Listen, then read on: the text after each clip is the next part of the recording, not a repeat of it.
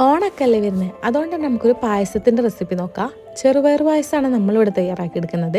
ചെറുപയറൊന്ന് കഴുകിയെടുക്കുക. ഇതിൻ്റെ മുന്നേ ഇതൊന്ന് വറുത്തെടുക്കുന്നത് നല്ലതായിരിക്കും. നല്ലോണം കഴുകി വൃത്തിയാക്കി ചെറുപയർ പരിപ്പ് നമുക്ക് നേരെ കുക്കറിലേക്ക് ഇട്ട് കൊടുക്കാം. കുറച്ച് ഉപ്പും കൂടി ഇട്ട് കൊടുത്തിട്ട് മൂടി വെച്ച് ഒരു 2-3 വിസിലിനെ വേവിച്ചെടുക്കാം. വേറൊരു പാൻ അടുപ്പത്ത് വെച്ചിട്ട് വെല്ലം ഒന്ന് ഉരുക്കിയെടുക്കാം.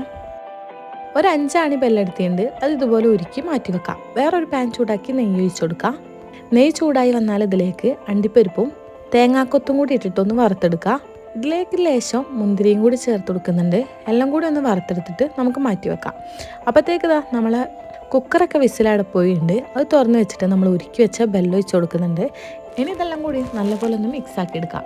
നല്ല മിക്സായി വന്നാൽ നമുക്കിതിലേക്ക് 1/2 ലിറ്റർ പാലും കൂടി ഒഴിച്ച് കൊടുക്കാം. തേങ്ങാപ്പാലുണ്ടെങ്കിൽ അത് വെച്ചാൽ മതി കേട്ടോ. ഈസി ആയിട്ട് ഉണ്ടാക്കിയെടുക്കാൻ വേണ്ടിയിട്ട് ഞാൻ പാക്കറ്റ് പാലാണ് എടുത്തിട്ടുള്ളത്. പിന്നെ വറുത്ത് വെച്ച അണ്ടിപ്പരിപ്പ് മുന്തിരിയും തേങ്ങാക്കൊത്തൊക്കെ ഇട്ടിട്ട് നല്ലപോലെ തിളപ്പിച്ചെടുത്താൽ നമ്മുടെ പായസം റെഡി.